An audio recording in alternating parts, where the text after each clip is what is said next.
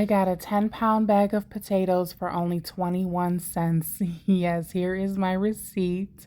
And I am determined to not let any of these potatoes go to waste.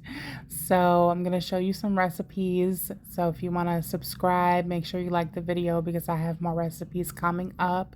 And with food prices being so high right now and SNAP benefits being cut, you want to make sure that you're using everything that you have in your kitchen. Don't let it go to waste and buy in bulk if you can.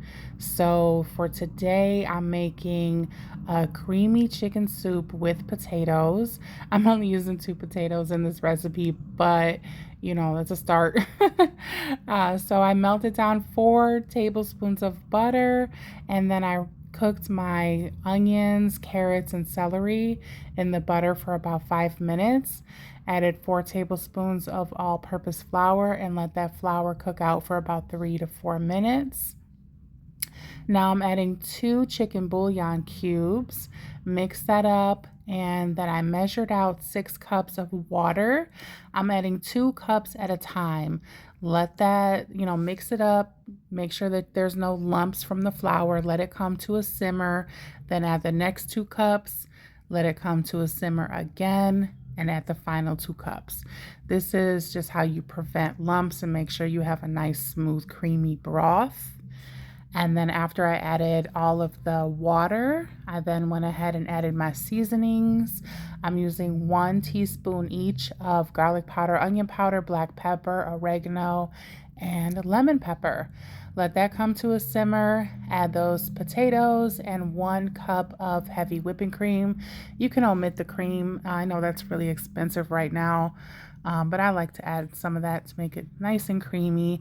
Then I added my pre-shredded, pre-cooked chicken, reduced the heat down to low, and covered it for 20 minutes. Now these are hot dog buns that I got for 50% off, and I'm not letting those go to waste either. So I ripped them up into bite-sized pieces.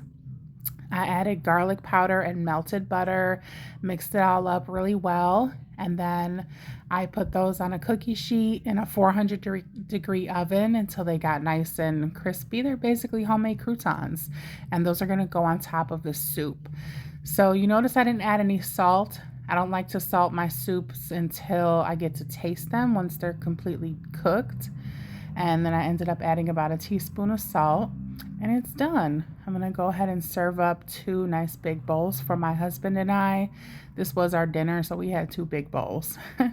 And then my croutons were done, so took those out of the oven. They're nice and toasty and flavorful. Those were really good. Put them right on top of the soup, and dinner is served. You gotta learn how to cook from scratch. If you don't know how to cook from scratch, you got to start learning, because that's how you're gonna conserve food. So stay tuned. I have 5,000 more potatoes to use.